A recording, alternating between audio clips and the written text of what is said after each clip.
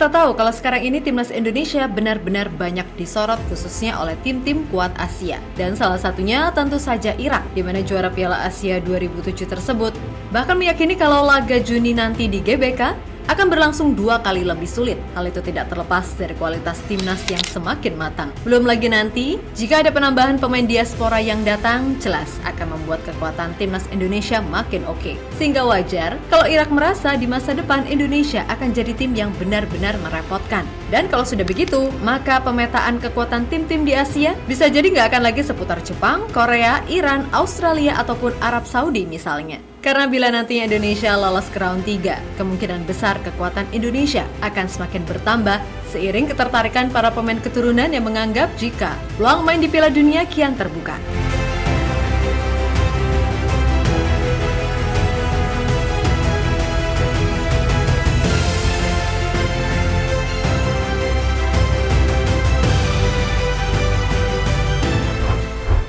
Di tengah hegemoni perjuangan timnas U23 di Piala Asia pastinya membuat Indonesia ini makin diperhatikan. Apalagi dengan mayoritas pemain yang sebagian besar berpengalaman di level senior. Maka Piala Asia U23 ini bisa menjadi sekalian ajang buat para pemain untuk makin meningkatkan chemistry satu sama lain. Dan siapa tahu muncul potensi-potensi baru terutama dari pemain Liga 1 yang berhasil step up menembus ketatnya persaingan di timnas senior.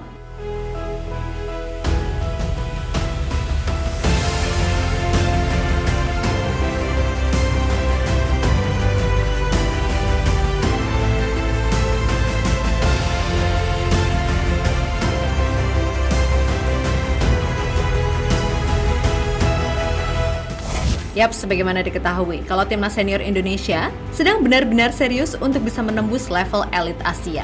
Untuk itulah persaingan di tim ini sangat ketat, apalagi dengan banyaknya pemain yang mentas di luar negeri, membuat level kualitas tim juga pastinya meningkat. Nah, kita tentu tahu kalau kesempatan timnas Indonesia lolos ke round 3 kualifikasi Piala Dunia 2026 ini sangat terbuka. Maka dari itu, segala upaya pastinya dilakukan PSSI buat menambah kekuatan terutama jika nantinya beneran bisa lolos. Dan seperti berita yang ada, kalau setidaknya akan ada penambahan pemain keturunan dalam waktu dekat, seperti Kelvin Verdonk, Martin Pos, atau mungkin Jens Revens, hingga Emil Mulyadi yang beberapa waktu lalu udah salaman sama Pak Ketum.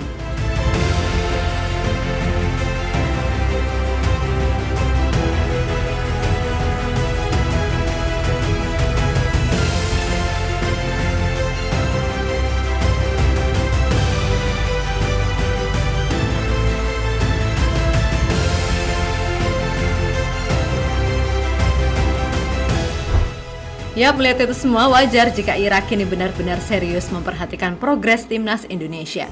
Kendati mereka sendiri udah dipastikan lolos ke round 3, namun bukan berarti laga melawan Indonesia di GBK nanti bakal berjalan mudah. Lebih dari itu, Irak sendiri merasa kalau di masa depan Indonesia akan jadi kekuatan baru di Asia dengan para pemain Eropanya. Terlebih sebagian besar tim diisi oleh para pemain muda, sudah pasti ini emang bertujuan seperti itu, yakni membangun pondasi guna menciptakan golden era yang mumpuni.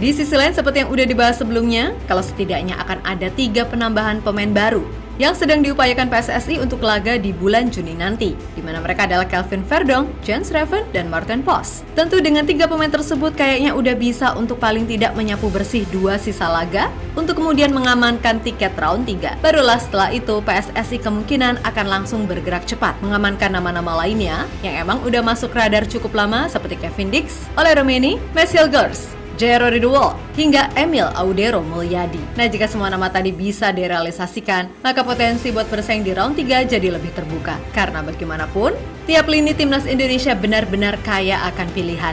Sehingga itu juga akan memudahkan Coach Shin dalam menentukan variasi permainan yang diinginkan. Mau main bertahan? Siap. Mau menyerang? Juga mantap. Intinya kan begitu.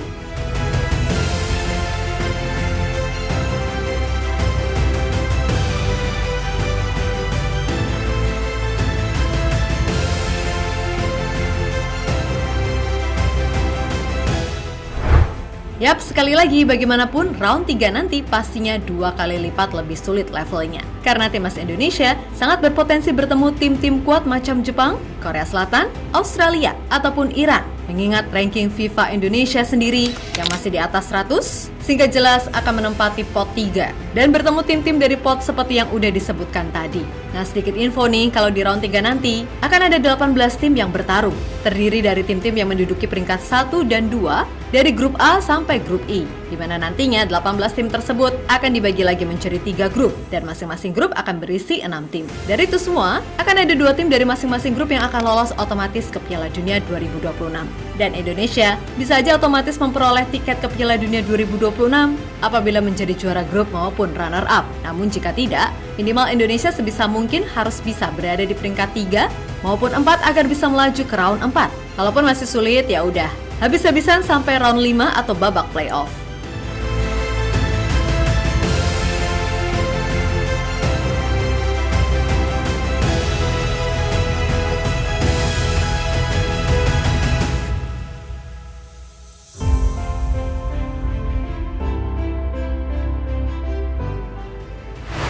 Ya, melihat dari jalan yang ada, ya emang berat sih, sumpah. Tapi apabila Indonesia bisa full squad, termaksud apabila pemain diaspora baru beneran terrealisasi, maka definitely Indonesia bisa bersaing. Toh kalaupun semisal gagal, paling enggak dengan lolos ke round 3, Indonesia udah memastikan satu tempat di Piala Asia 2027 tanpa jalur kualifikasi. Yang mana setidaknya itu udah membuat nama Indonesia bisa disandingkan dengan tim-tim besar lainnya. Dan melihat gambaran-gambaran tadi, wajar jika Irak kini benar-benar memperhatikan Indonesia sebagai tim yang akan merepotkan di masa depan. Boleh aja mereka menang 5-1 di Basra dan 3-1 di Piala Asia beberapa bulan lalu. Tapi jangan lupa, setiap detik, setiap waktu sepak bola itu berubah. Dan Indonesia benar-benar serius untuk bisa mengejar impian menembus level dunia.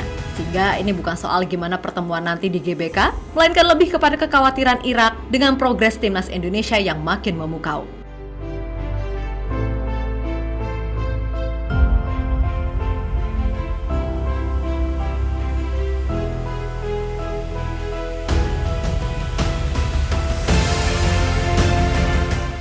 Yap, sekali lagi, potensi timnas Indonesia buat menembus level dunia sangatlah terbuka. Tapi ya emang butuh waktu dan kerja keras luar biasa, serta kesamaan visi misi dari semua pihak. Untuk itu nggak ada salahnya dan nggak dosa juga memuji serta mendukung maksimal timnas Indonesia di bawah Coach Shin.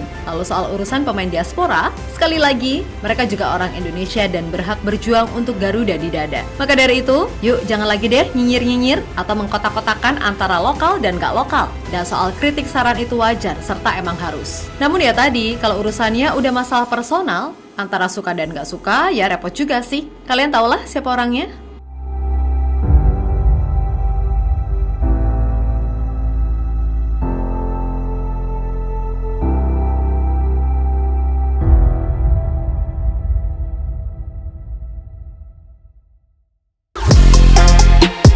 Halo, izin iklan sebentar ya guys. Jadikan ruangmu bernuansa timnas. Temukan beragam poster dinding, sepak bola dan timnas dengan desain menawan, kualitas premium dan harga yang tidak akan menguras kantong. Segera klik link Shopee di deskripsi video ini dan dukung timnas dengan sepenuh hati. Mulai dari dinding rumahmu.